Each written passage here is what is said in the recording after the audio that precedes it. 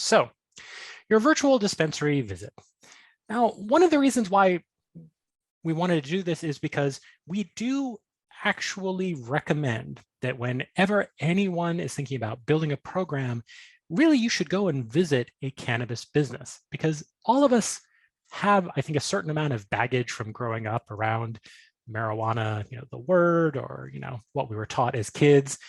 And when you actually go to one of these businesses and you realize that these are, I mean, it sounds funny, but the feedback we often hear is, yeah, I went and I was like, wow, it's a real business. These are, lovely, serious kinds of places. So I would definitely encourage you visit. It's a great way to learn about the industry.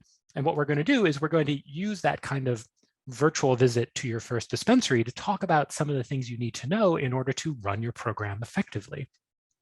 So just to give you an idea of why it's important to go back to that notion of what's in the FinCEN guidance, knowing what products are sold, what they cost. You can't understand what's unusual activity if you don't know what's usual, what's normal and what's expected. So one of the questions I always like to ask is, of these four, what do you think is the most likely price for an eighth of high THC flower? Now I know that's super jargon filled, but if someone was to ask you, what is the price of an eighth of high THC flower? Would you say $5? Would you say $50? Would it be 100? Would it be 150? If this isn't a question you can answer today, then you definitely need to do some research so that you can start identifying normal and expected versus abnormal activity. So I didn't make this a poll, but I'm going to ask Stacy. Stacy, of these four, which do you think is the most likely price for an eighth of high THC flower?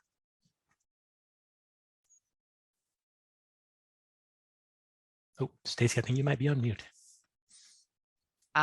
Was I? I think so. So I'll take B, $50 for the answer, please. Yeah, so prices vary, but $50 is definitely more along the lines of what you would pay for an eighth than $5, certainly. I'm sure people would love that, but you're talking more around 50. So these are the kind of things that you'll just need to internalize. And I know that I also had no idea what any of this stuff meant before I really started working with cannabis. So there are some things that you should expect, things to get prepared for before your visit, and what you should expect when you actually get there. Now, one of the very first things that's going to happen is that you are going to be carded at the door. So, you can get into bars without being carded. Sometimes you can buy alcohol without being carded, but it is absolutely black and white in cannabis. Like age verification and eligibility is one of the fundamental requirements here. One of the law enforcement priorities that the Department of Justice had that have been incorporated into the FinCEN guidance is making sure that there's no diversion of product to minors. So this is absolutely always going to be the case. You're always going to be asked to show your state or your territory issued ID to confirm that you're of age. They will probably record it in some way, whether by scanning it or just by putting in the expiration date, so that they can then confirm to their regulators, the cannabis regulators, that they're not selling to ineligible people. Also, don't be concerned if you have to do this multiple times. You might have to do it at the very front door, and then you might have to do it again when you actually purchase your product at that point of purchase. There's lots of checks here to make sure that they are not selling to people who are not eligible. You should also know, if it's a medical-only dispensary, you won't even be able to enter the building unless you have a valid, unexpired medical ID that's been issued by your state or territory. Now, that's something to keep in mind as a financial institution. If you wanted to do a site visit, if it's a medical-only dispensary, in most states, you won't be able to just go up and say, hey, I'm with the bank, I want to check things out, and then go in. You may have to make an appointment. You may have to, in the state of Connecticut, I know, you have to request permission from the state to allow visitors to come in with no less than 24 hours of notice. So medical is even more controlled because you have to be a part of that program. Be aware that some dispensaries, particularly when we're talking about medical, may require appointments. And that's becoming not terribly unknown of even in adult use now that we live in a world of, COVID restrictions. So you got a lot of that during the lockdown period, appointments or collecting at the curb. Coronavirus really changed a lot of things around access to dispensaries. So you do have some appointments in some dispensaries. So just be aware. I would also say don't expect to be able to handle, touch, or smell marijuana. Expect it to be behind glass. Expect it to be pre-packaged in most states and territories. There are some that have kind of like a candy jar concept where you'll be able to smell the product, but you usually can't touch it, ingest it. Those can't be sold. They're just for like demonstration purposes. But in most states, it's glass cases, kind of like a pharmacy, and you ask for what you would like, and it's brought to you pre-packaged. Anything you would want to add there, Stacy, as a suggestion or heads up for a person doing their very first dispensary visit? Well, I think it's if you're going as a financial institution representative that just wants to kind of see for your own curiosity the business or a site visit or something like that, you're going to want to give the dispensary a heads up. If you are going as a consumer, you're going to want to do a little research ahead of time if this is your first time, or you can certainly ask the bud tender for information.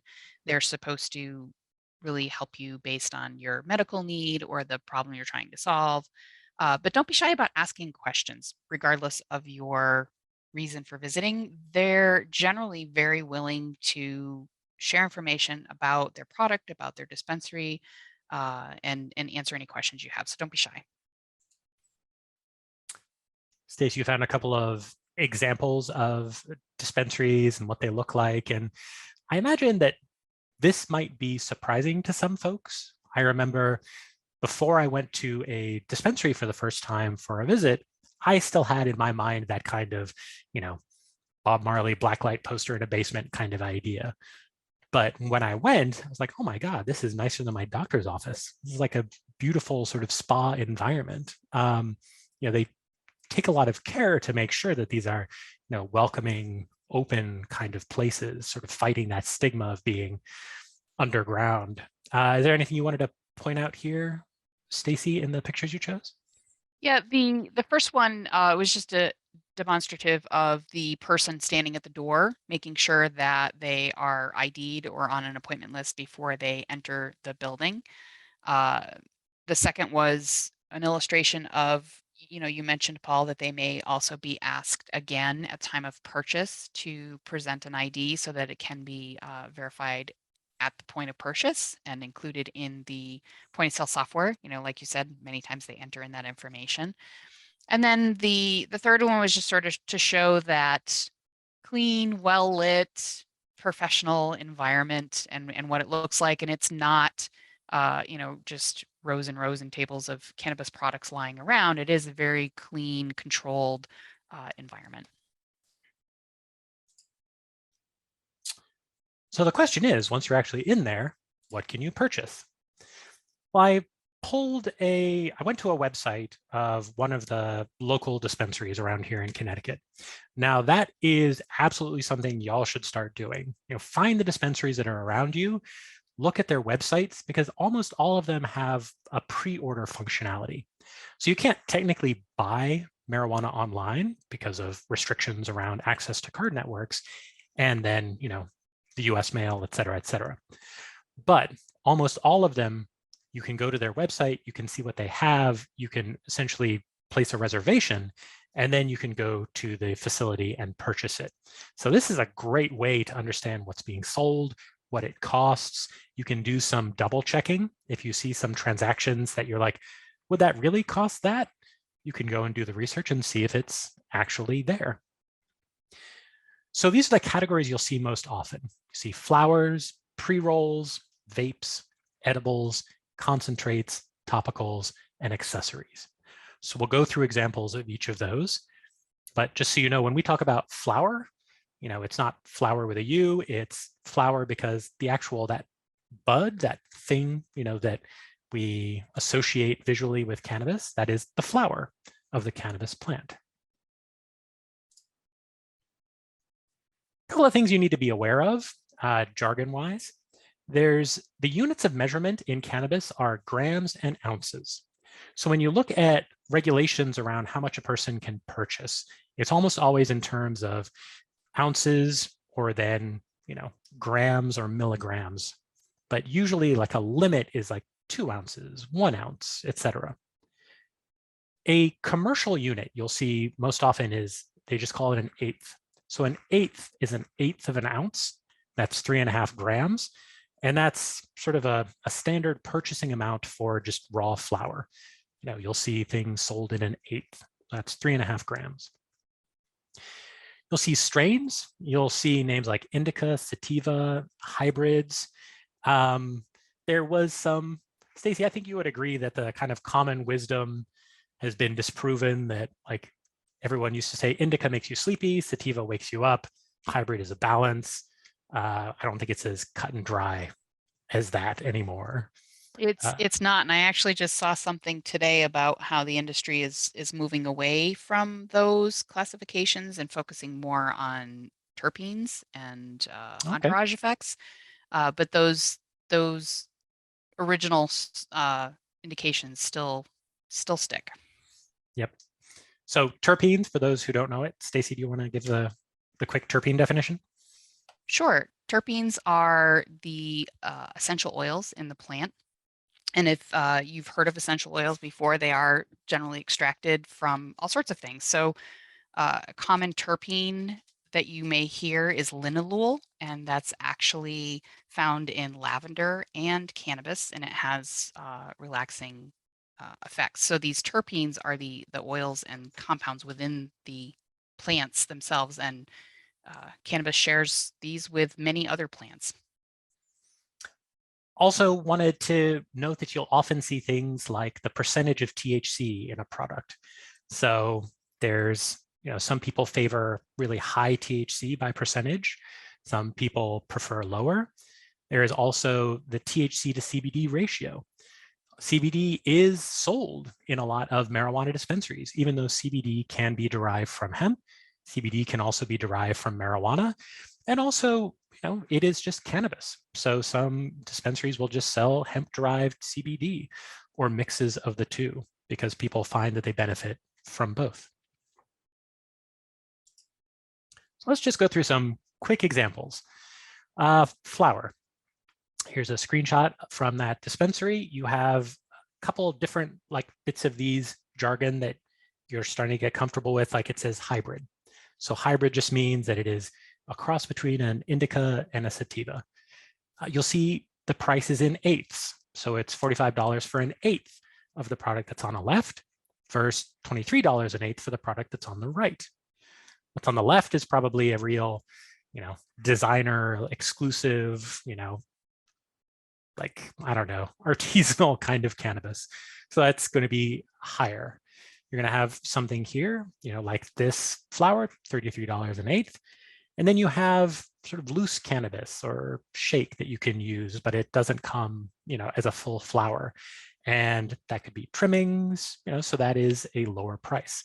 So you'll have, even just in flower or any of these categories, you have this range of prices.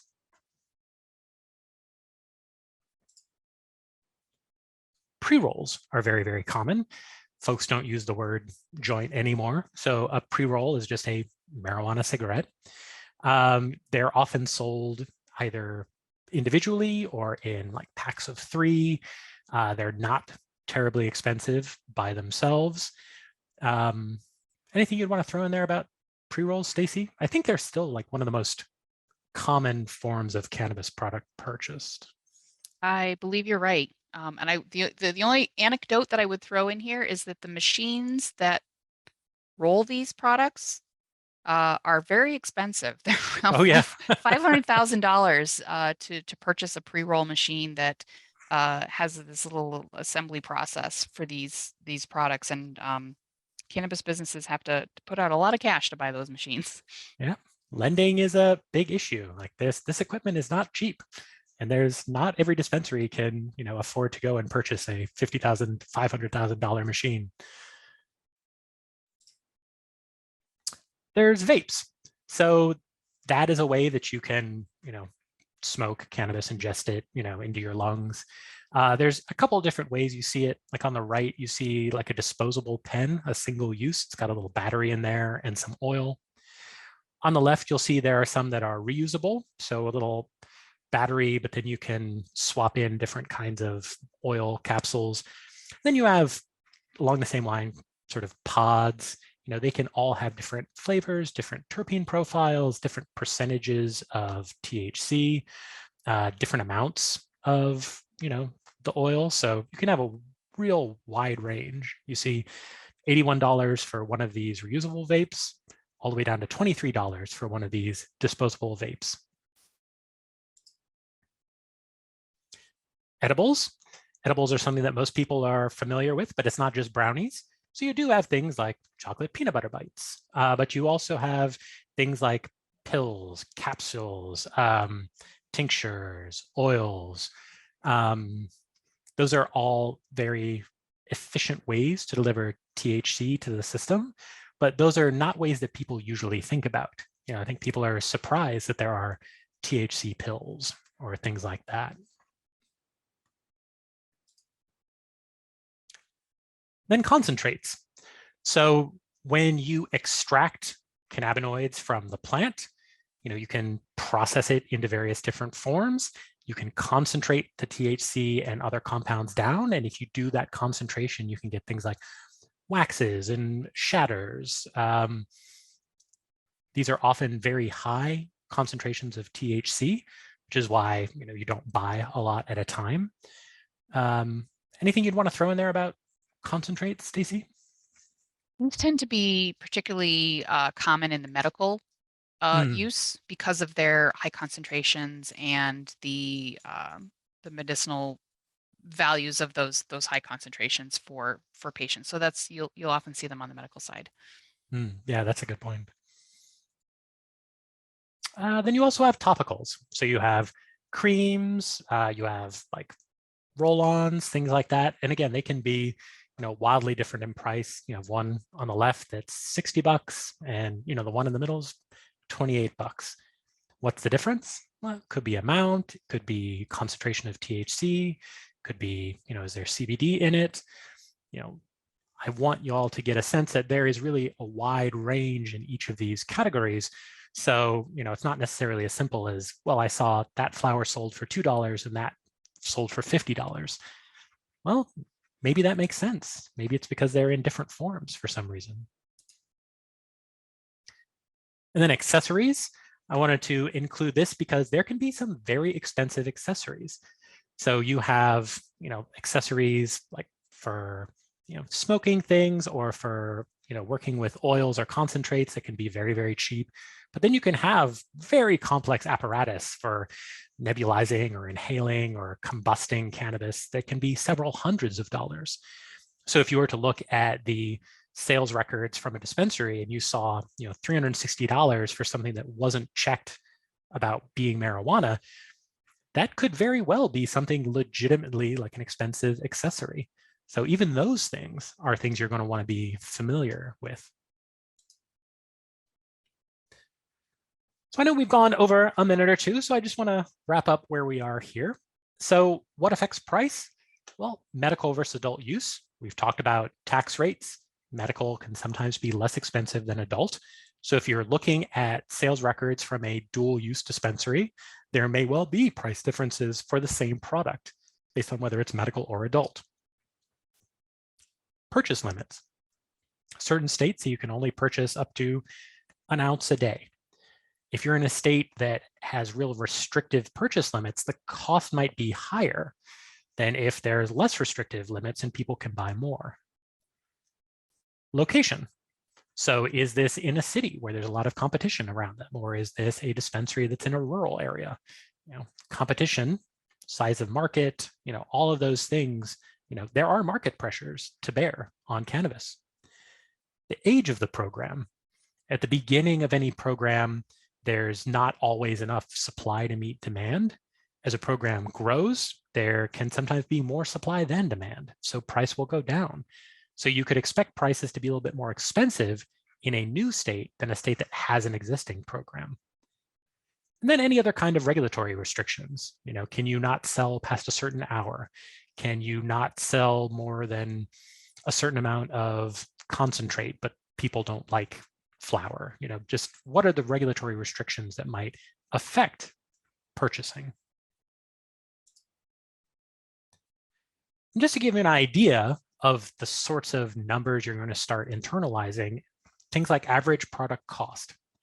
So someone on our team went through and looked at 3 dispensary websites in every state and then rolled it into these different regions and looked at what's the average cost without taxes in these areas. So we'll go through this, but it's something you can look at, use as a reference. The bold are the areas that have the highest cost in these categories. Italics are the lowest. As you would expect, the lowest price across the board really is in the Pacific, California, Oregon, Colorado, Washington. They have long-standing programs. Some of the highest ones are in the Southeast, medical-only programs, Florida, Florida, Arkansas, states like that. Relatively limited, they're more expensive.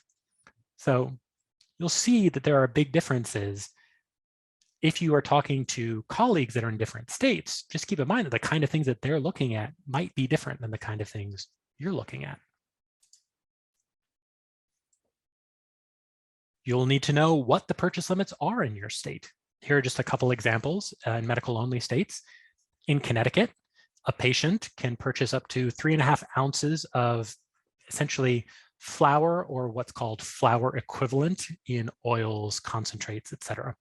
So the idea is that you can measure the flour by its raw weight, but any other kind of product, you would sort of do a translation between this is how much of the raw weight flour would go into it. So 3.5 ounces in a 30-day period, but not more than 2.5 ounces per transaction.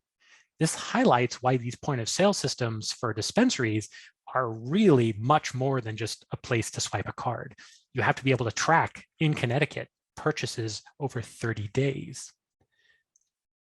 In Utah, there's a medical program where there's a 30-day period where essentially you have to go on the dosing guidelines recommended by your provider. So when you're entered into the program, they say, we recommend you can have up to this amount. And that's an amount that has to be shared with the dispensary and that the dispensary has to agree to follow. But there are maximum limits. So you can't have more than 113 grams of flour in a 30-day period and no more than 20 grams of THC in other forms in 30 days. Now they're going to have to start doing some math to do conversions. You can see how this gets complex. And then in a state with adult and medical, you have different restrictions based on whether it's adult or medical, and these can be co-located in one facility. So an adult customer could purchase up to 1 ounce of flour, but a medical person, same facility, same day, could legally purchase 2 ounces, and on down the line. So you'll need to be aware of what's legal, how that needs to be tracked over time. How on earth do you stay on top of all of these things? Well, we've just released a new free tool on our website. You're free to go check it out. We break down every state's program by program overview, banking stats, details on medical and adult programs, information on their programs themselves. So this is a great place to start to understand what are the rules in your state. Also, what are the rules in other states? If you're talking with someone from another state, maybe you'll want to know, what are they talking about? What are the rules over there? And the dates that we have are always the dates that it was last reviewed and updated, so you can tell if this is the most up-to-date information. So like I said, it's free. Feel free to check it out. We want you to be familiar and comfortable with what's going on in your state or territory.